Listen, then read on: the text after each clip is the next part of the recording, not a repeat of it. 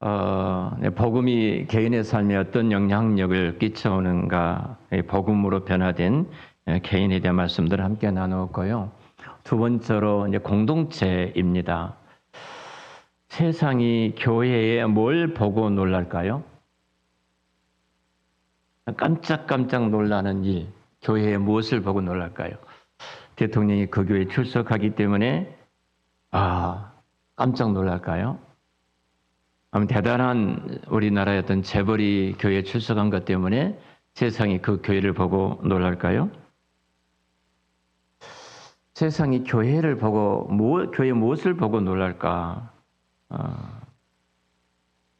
사실 뭐 여러 가지로 뭐 교회 말하면 여러 가지로 생각할 수 있을 것입니다. 좋은 교회, 그래도 그나마 세상에 뭔가 드러낼 수 있는 교회, 세상 사람들이 그 교회, 그렇게 말할 수 있는 교회는 어떤 교회일까? 우리 이렇게 많이 생각을 합니다. 대단히 그 교회 목사님은 설교를 탁월하게 잘하신다.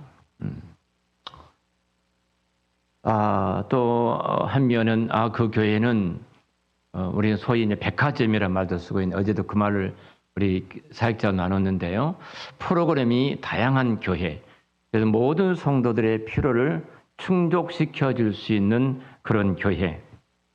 아니면은 우리가 그 생명의 빛 교회 가보셨잖아요. 가평에 있는 우리 여전도회가 전에 한번 방문하신 적이 있는데, 우리 홍정희 목사님이 그 교회를 건축할 때 유럽에 있는 많은 교회들 가운데 굉장히 인상이 남은 교회를 생각하시고 기도한 가운데 러시아에 있는 그 홍성을, 큰 나무를 러시아에서 기증을 했어요. 어떤 분이, 전혀 알지 못한 분이 그 홍성나무가 왔을 때 홍 목사님 한번 가보자 가시더라고요.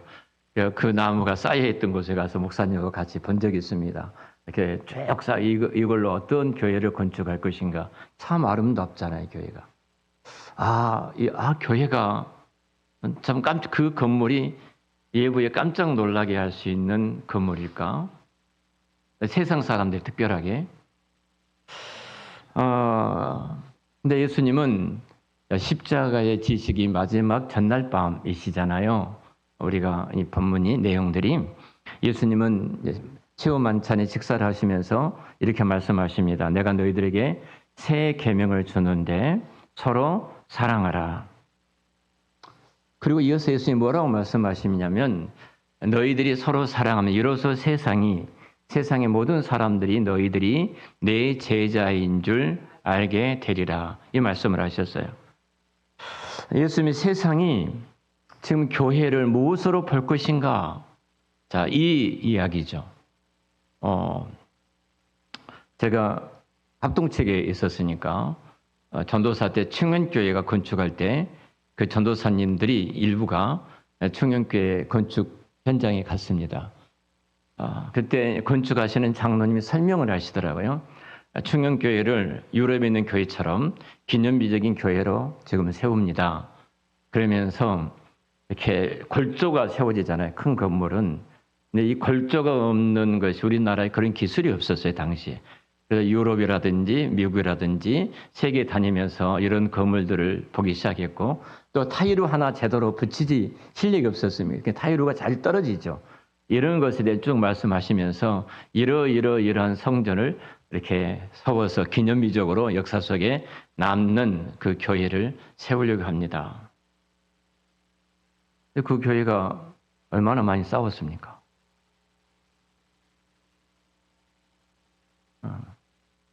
얼마나 많이 힘들었습니까? 저들은 굉장히 그때 그 건축하는 제가 한국교회가 성전이라는 단어를 청년교회하고 여의도 순복음교회가 건축할 때 처음으로 그 이야기는 성전이라는 단어를 썼는데, 이 성전이라는 단어가 어찌 보면 한국교회를 굉장히 나락으로 떨어지는, 성전된 우리들인데 건물을 성전이라고 하고, 그래야지 헌금을 하니까 그런 어떤 비극적인 현장이 되기도 했는데요.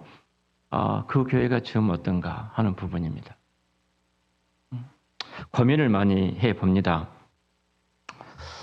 그럼 세상에 할 때 그 멋진 건물인가 하는 부분이에요. 화려한 프로그램인가? 근데 성경은 딱 한마디 말합니다. 서로가 사랑할 때, 이 말이에요. 서로가 사랑할 때. 예수님이 세상의 교회를 말할 때 그 교회의 세상에 보는 표지가 무엇일까 이거예요. 설교를 잘하는 것도 건물의 크기도 푸르름도 아니라 서로 사랑하는 것이다. 자, 초대교회가 바로 이 사랑 때문에 세상이 놀라게 될 것이다. 그랬어요. 로마의 시대는 초대교회의 시대는 계급사회였죠. 계급사회였기 때문에 감히 너희가 함께 밥을 먹는다, 너희가 함께 상을 차려놓고 그 자리에 앉는다, 같이 어떤 프로그램을 갖는다, 있을 수 없는 일입니다. 노예는 당시에 어떤 물건처럼 취급을 받았기 때문에 주인과 노예가 한 자리에 식사를 한다, 있을 수 없어요. 이게 노예는 물건이었어요. 소유의 물건. 그러니까 필요하면 갖고 필요하지 않으면 버리는 물건에 불과했습니다. 또 부자와 가난한 자도 마찬가지입니다. 그런데 그뿐만 아니죠. 남자와 여자의 지위도 달랐지 않습니까? 어른과 아이들의 지위도 달랐습니다. 그런데 그 시대에 교회만큼은 달랐다는 사실이에요. 교회만큼은 노예와 주인이 한 형제가 되었습니다. 남자와 여자의 차별이 사라지게 되어집니다. 유대인과 이방인들이 함께 앉아서 예배를 드립니다. 상상도 할 수 없는 일이죠. 유대 교회에서는 이방인들은 개보다 더 무서운 짐승처럼 취급을 받았던 그들인데 그들과 함께 앉아서 예배를 드린다. 서로 혐오하는 사람들이었어요. 서로 혐오하는 사람들이었는데 부자와 가난한 자리 한 식탁에 앉은 것처럼 유대인들이 이방인들과 함께 식탁에 앉아서 밥을 먹는 거예요. 우리 예수님께서 세리와 죄인들과 함께 식탁에 앉아서 밥을 먹는다. 이건 충격적인 일입니다. 있을 수 없는 일들이 그 당시에 한 것입니다. 당시의 세상에서 이해할 수가 없어요. 우리 초기 한국 기독교회가 어땠습니까? 여러분, 양반과 백정이 함께 앉아서 밥을 먹는다? 양반과 백정이 함께 앉아서 공부를 한다? 있을 수 없는 일이에요. 이자익 잘 아시지 않습니까?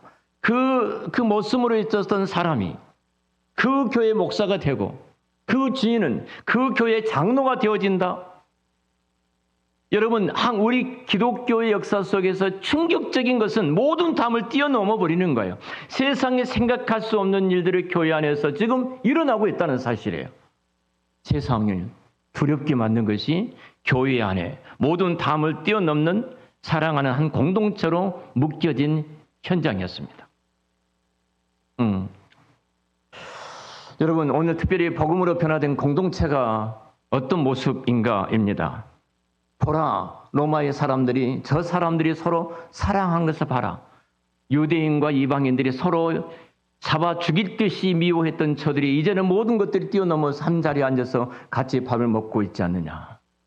같이 랍비라고 하는 예수님께서 죄인과 세리들과 같이 한 상에 둘러앉아서 손가락질하지만 창녀와 같이 밥을 먹고 있지 않느냐. 어제 이런 이야기를 질문하더라고요. 우리 사역자 가운데 한 사람이 동성애자라겠나요? 예, 동성애자가 목사님한테 찾아와서 제가 목사님 교회 가서 예배를 드리고 싶습니다. 이렇게 말할 때 목사님은 어떻게 하시겠습니까? 이 질문을 하더라고요. 그래서 그게 어느 실질적인 있었던 이야기를 합니다. 그 교회 목사님은 와서 예배를 드리십시오 그랬어요. 근데 그 교회 부목사님이 개인적으로 불러서 절대로 당신은 교회에 오면 안 됩니다. 이랬다는 거예요. 자, 우리는 어떻게 하죠? 다 지옥 가야 될 사람들이에요. 저주받은 사람들이에요. 하나님께서 그를 주의 교회로 발걸음 인도해 주시고 복음을 듣게 해주셔서 그가 예수를 믿게 된다면 차후에 어떤 일이 있을지는 모르겠습니다만 예수를 나의 구주와 주님으로 모시고 내 인생의 가치관이 예수를 중심으로서 모든 것이 변화된다면 그가 창조 질서를 거부할 수 있을까요? 왜 한국 교회는 저들을 원수시할까? 그럼 우리는 하나님 앞에 똑같은 죄인이 아닌가? 그들이나 우리나 다를 바 없는 죄인이 아닌가? 그리고 한국 교회는 오히려 차별이라는 이 단어가 복음적인 차별이 아니라 인간적인 차별을 만들어 놓고 한국 교회 우리들만 천국 가는 사람으로 다뤄진 모습들을 우리가 보게 됩니다.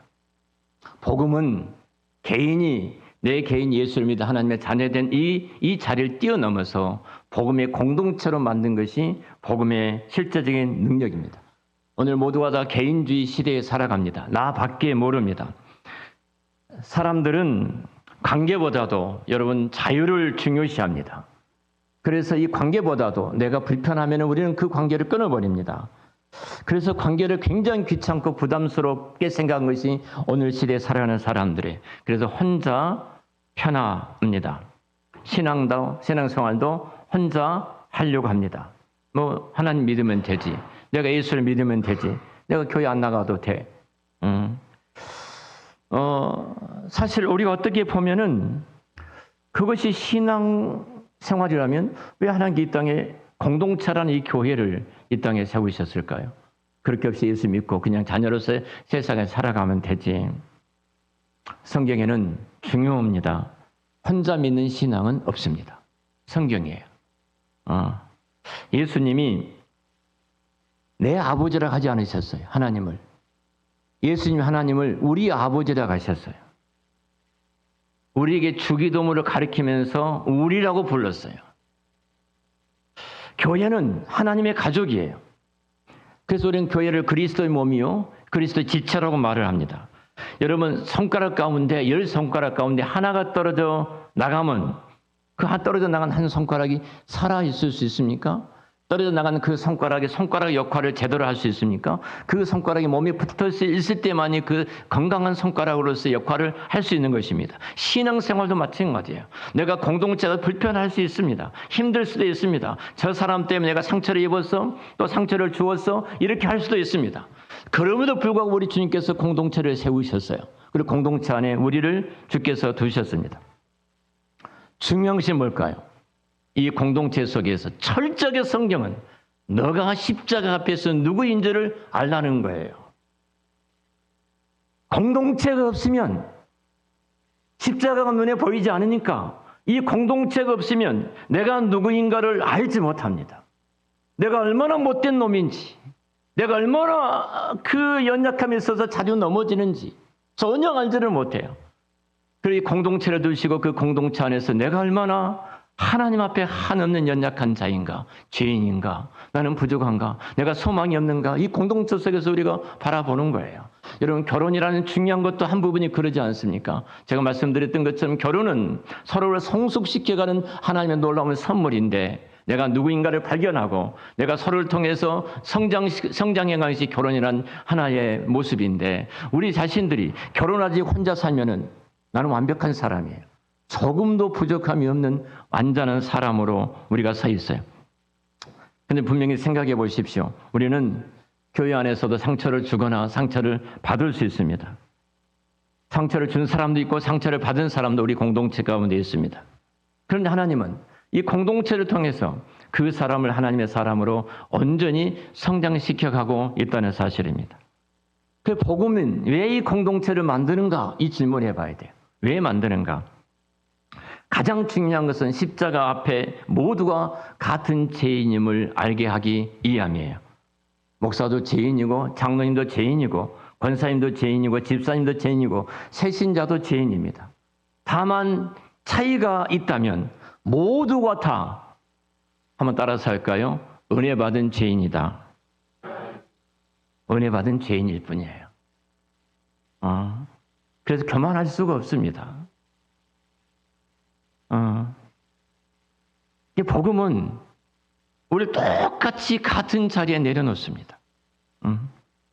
십자가 앞에서는 내가 더 낫다는 우월감도 없고, 그 십자가 앞에서는 내가 좀 열등하는 그 열등감도 없습니다. 십자가 앞에서는 딱 하나밖에 없어요. 뭐예요? 오직 은혜밖에 없습니다. 영국의 설교자였던 존 스타트 목사님이 제가 기독교인의 사회 참여를 논문을 쓰면서 존 스타트 목사님 책을 많이 보고 이렇게 인용을 했는데요. 이 말을 하셨어요. 참 그 말이 당시에 굉장히 제 마음을 충격적으로 큰 은혜를 부어주시는 말씀이었어요. 십자가 앞에 땅은 다 평평할 뿐이다 그랬어요. 높고 낮은 것이 없습니다. 십자가 앞에 누구도 높지 않습니다. 십자가 앞에 누구도 낮지 않습니다. 십자가 앞에 모두가 다 같은 은혜를 입은 사람입니다. 그래서 공동체가 가능한 거예요. 그래서 그 복음이 이 땅에 새로운 공동체를 만들어가는 것입니다. 복음은 경쟁을 사랑으로 바꿉니다. 제가 물었어요. 이번에 얘들 공부하는 그 39명 공부하는 애는 어떻게 공부해 물었어요. 근데 공부하는 애들이 한 5명, 6명 정도 되더라고요. 공부를 지독하게 하는 아이들. 이들은 진짜 공부가 너무 즐거워서 하는 아이들이 5, 6명 정도 되고, 또 누구는 뭘 잘하고 또 누구는 뭘 좋아하고 쭉 설명을 하더라고요. 선생님은 물었습니다. 공부 잘하는 것도 하고 그 선생님 아들이 하나는 공부를 너무 잘해요. 그네는 둘째는 공부는 젬병이에요. 전혀 안 하고 놀기를 운동을 이렇게 좋아하는 거예요. 그래서 물었어요. 운동을 잘하는 놈하고 공부를 잘하는 놈, 이제 큰 나이가인데 큰애가 이제 의대 간다고 선을 들었거든요. 제가 누구한테 더 애정이 더 갑니까? 아니 물었어요. 누가 더 마음에 갑니까? 지금 아빠 입장이니까. 근데 그 선생님 하는 말이 늘 똑같습니다. 내가 더 관심 간 놈은 공부 안 한 그 아들입니다. 놀기 좋아하니까. 훨씬 더 많은 시간, 많은 관심, 많은 마음이 가 있습니다. 부모이니까 그러는 것입니다. 가족이니까 그러는 것입니다. 경쟁이 아니라는 겁니다. 여러분, 현대 사회가 개인주의 아닙니까? 간섭받기를 싫어하죠. 또 권리는 내가 주장하지만 책임을 지지 않으려고 하는 것이 오늘 시대의 사람의 특징입니다. 이 관계보다 더 편안한 일을 선택하려고 하는 것이 오늘 공동체 모습이기도 합니다. 또 이 죄인의 본성은 끊임없이 비교합니다. 누가 더 잘났는가, 누가 더 잘하는가, 누가 더 성공했는가, 누가 더 인정을 받은가, 누가 더 그 자리에서 더 중요한 사람이고 중요한 일을 하고 있는가입니다. 교회 안에서도 그렇습니다. 누가 더 헌신했는가, 누가 더 봉사했는가, 누가 더 인정을 받는가, 누가 더 중요한 직분을 갖고 있는가. 자, 이런 마음이 우리 안에 들어오면 공동체는 금방 무너질 수밖에 없습니다. 왜 사람이 비교하지요? 비교한 이유는 중요한 우리 안의 재성인데요. 자기 가치를 증명하려고 할 때 사람은 비교를 합니다. 인정받고 싶기 때문에 그러는 겁니다. 내가 너보다 낫다. 사랑받고 싶기 때문에 그렇습니다. 아이들은 그럴 수 있어요. 어리기 때문에. 그래서 우리 안에 나도 모르는 사이에 늘 경쟁하는 마음을 가질 수 있어요. 그런데 복음은 딱 하나 선언하잖아요. 제가 끊임없이 이번 교육 가운데서도 아이들한테 나는 누구인가 이 주제를 가지고 계속해서 했습니다. 나는 하나님의 사랑받기 위해서 태어난 자가 아니라 그 노래가 그래요. 우리 노래가 사랑받기 위해서 태어난 자가 아니라 이미 사랑받은 자예요. 있습니까? 이 노래 바꿔야 된다 그랬어요. 이미 난 사랑받은 자야. 하나님의 사랑받기를 어느 정도 사랑을 받고 있어 우리가. 예수님이 나를 위해서 죽기까지 사랑을 받고 그 모든 그리스도와 함께 하나님께서 모든 좋은 것을 주시는 그 사랑을 내가 받고 있는데 그 사랑을 받고 있는데 그렇다면 내가 더 증명할 것이 뭐가 있어? 입니다. 여러분 여기에서 이제 좀 예를 좀 들어보죠. 두 아이들의 예를 좀 들어보겠습니다. 한 아이는 참 부모의 사랑을 받고 싶습니다. 부모의 인정을 받고 싶습니다. 부모의 사랑을 받고 부모 인정을 받고 싶기 때문에 시험도 잘 봐야 되고 말도 잘 들어야 되고 실수하면은 내가 부모의 인정과 사랑을 잃어버릴까 늘 두려워서 최선을 다해서 그 부분에서 하고 있습니다. 그런 아이가 하나 있어요. 다른 아이는 이렇습니다. 부모가 무조건적으로 나를 사랑한다는 사실을 아는 한 아이입니다. 자, 두 아이. 누가 더 자유로울까요? 우리 잘 아는 두 번째 아이입니다. 첫 번째 아이는 율법입니다. 율법이에요. 여러분, 내가 하나님의 사랑을 받고 있다는 그 확신 때문에 그 은혜가 너무 커서 내가 그 사랑에 위해서 우리는 자유롭게 하나님을 위해서 봉사하고 헌신하고 충성하고 있는 것입니다. 근데 대부분이 우리도 모르는 사이에 율법이라는 어둠의 세력이 우리를 붙들고 있어서 너는 이러면 너는 사랑을 받을 수 있어. 하나님이 그러면 기억해 주실 거야. 여러분, 우리가 그 속임수에 얼마나 많이 넘어진지 모릅니다. 이렇게 되면은 공동체 안에서 이런 마음을 갖고 있으면 누가 성공하면 절대 축하해 주지 못합니다. 누가 좀 잘 나가면 축하해 주지 못해요. 이웃 사촌이 집을 사면 축하가 아니라 배가 아픈 겁니다. 그래서 질투합니다. 시기합니다. 함께 기뻐하지 못합니다. 자, 이 모습이 뭐예요? 근데 복음의 능력은 뭐예요? 우리 이미 사랑받는 하나님의 자녀인데, 가족인데, 내 가족이 잘 떼어지면, 제가 아주 오래전에 우리 교회에서 설교 기억나시면 있을 거예요. 여러분, 목사도 잘 살았으면 좋겠죠. 그랬어요. 아멘을 아무도 안 하시더라고요. 목사는 잘 살 사람이 아니니까. 가족이라면, 여러분이 정말로 가족이라면, 목사가 영혼은 가족이라면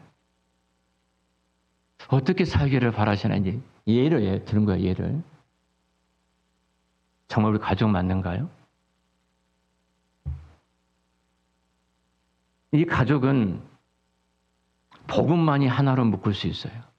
어제 밥을 먹고 오는데 장강도사가 어느 분에 대한 아픈 이야기를 하더라고. 목사님, 그 집에 가보니까 반지하에서 마음이 너무 아픕니다. 그래서 내 속으로 장강도사 아파트 1위를 가지고 오지. 부평에 있는 아파트를, 아니 부천에 있는 아파트 부평인가 1위 가지고 오지. 아프던가요? 그렇게 살고 계신 분을 볼 때 마음이 아프던가요? 가족은 마음이 아파요. 이 가족을 묶은 것이 뭐예요? 십자가의 복음밖에 없어요. 십자가 복음이 아니면 절대로 우리가 이 다리를 건너지를 못하는 겁니다. 너는 너고 나는 나예요. 네가 그렇게 사니까 그렇게 살지. 그러니까 그러지. 이 정도 말을 하지 손을 내밀어 붙들어 주지를 못해요. 이 복음은 그래서 경쟁을 사랑으로 바꾼 것이 복음입니다. 이 복음은 그래서 중요한 것이 교회 공동체 안에서 제가 계속 쓰는 말이 있죠. 그 한 단어가 소비자를 제자로 복음만이 바꾸는 것입니다. 요즘 가정 교회의 위기는 하나입니다. 성도들이 소비자 교인이라는 겁니다. 소비자 교인은 교회 올 때 쇼핑하듯이 옵니다. 그래서 내게 오늘 설교가 은혜가 되지 아니하면은 뭔가 서운하고 뭔가 섭섭하고 뭔가 그냥 놓쳐버린 것 같은 그런 마음이 들어집니다. 성가대 찬양이 은혜가 안 되지면 오늘 또 좀 시험 든 것처럼 마음이 좀 답답하고 마음이 풀리지를 않습니다. 오늘 설교가 좋은가? 오늘 주차는 잘 할 수 있어서 주차장은 좋은가? 시설은 좋은가? 프로그램은 괜찮은가? 내가 쉴 수 있는 공간, 내가 누릴 수 있는 그 공간은 확보가 되어 있는가? 내가 만족할 수 있는가? 만약 여러분이 그런 생각을 갖고 있다면 그것은 소비자 교인이라고 말을 합니다. 소비자 교인.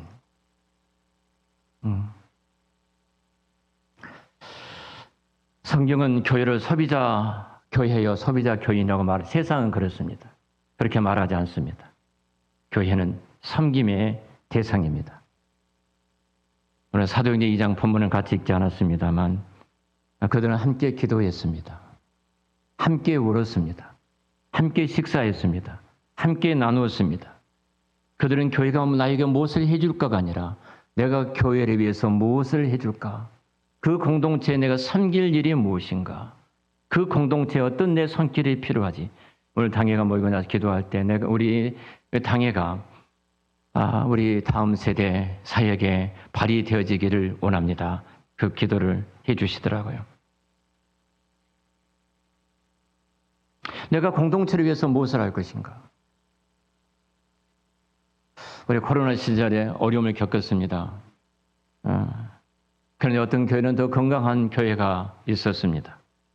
왜냐하면 성도들이 자발적으로 힘든 지체들을 위해서 도시락을 준비하고 주머니를 열고 독거노인을 찾아가고 어려운 가정을 찾아가고 어려운 일터를 찾아가고 성도들끼리 서로 연락을 하면서 전화로 안부를 묻고 지금은 힘들지만 기도하고 있습니다. 힘을 내세요. 그래서 교회가 건물이 아니라 공동체의 하나됨을 우리 여전도가 찬양했던 것처럼 하나됨을 우리가 누리는 시간들이었습니다. 교회는 관객석이 아니라 운동장이라고 말해요. 구경꾼이 아니라 현장에 뛰는 곳이 교회다. 그 말을 합니다. 이 말씀을 정리하겠습니다. 여러분들 가정생활을 잘 꾸려가고 계십니다. 그러나 언뜻 나도 모르는 사이에 이런 마음이 들 때가 있습니다.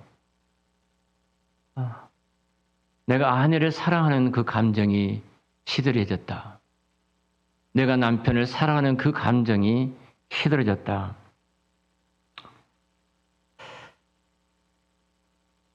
그렇게 할 수 있어요. 교회를 향한 사랑도 동일하게 마찬가지입니다.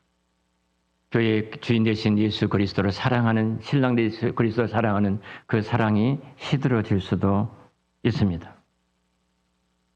그런데 여러분, 사랑이라는 것은, 성경이 말하는 사랑은 감정 이전의 행동입니다. 감정이 있기 때문에 사랑하고 감정이 식으니까 사랑이 안 한 것이 아니에요. 행동이에요. 작은 친절한 말을 합니다. 감사하다는 말을 씁니다. 그리고 내가 섬기고 그리에서 기도합니다. 놀랍게도 행동이 그 감정을 따라오게 만든 일들이 성경의 진리예요. 그 행동이. 교회는 사랑을 기다려주는 것이 아닙니다. 사랑을 찾아가는 것입니다. 사랑을 품어주는 것이고 사랑을 들려주는 것이고 사랑을 함께, 그리고 그 사랑으로 손을 붙잡고 함께 울어주는 것입니다. 자, 세상이, 주변의 사람들이 한 사람 교회를 볼 때 무엇을 이 교회가 보게 해야 됩니까? 세상에.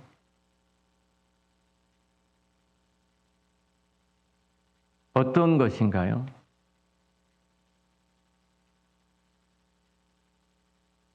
하나입니다.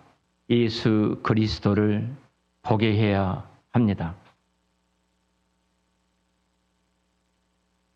세상은 우리 한사람교회가 갖고 있는 웨스민스터 신앙고백서, 하이델베르크 고백서라든지 한사람교회 장로교의 교리를 세상 사람들은 읽지 않습니다.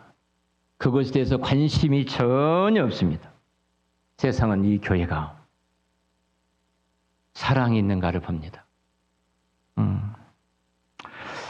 세상은 우리의 신앙 고백보다도 우리의 관계를 먼저 봅니다. 너희가 서로 사랑하면 모든 사람이 너희가 내 제자인 줄을 알리라. 내 제자인 줄 알리라. 이것이 교회의 능력이고 교회의 영광이고 교회의 복음 전도이기도 합니다. 교회의 선교이기도 합니다. 사도행전 2장 마지막 절에 보면 날마다 믿는 자 수를 더하게 하셨다라고 말하잖아요. 왜 초기 기독교의 사람들이 교회로 몰려왔을까요? 그들은 사랑을 받습니다. 은혜를 보고 복음의 능력을 받습니다. 우리 한사람교회가 세상에 어떤 교회로 비춰지기를 원하시는가? 여러분, 하나예요. 사랑의 공동체입니다. 그게 복음입니다. 서로 사랑하라. 그리하면 너희가 내 제자인 줄 알리라. 우리 한사람교회가 참 그리스도의 제자로서 이 땅에 아름다운 복음의 공동체를 세워가시기를 우리 주의 이름으로 축원합니다. 기도하겠습니다.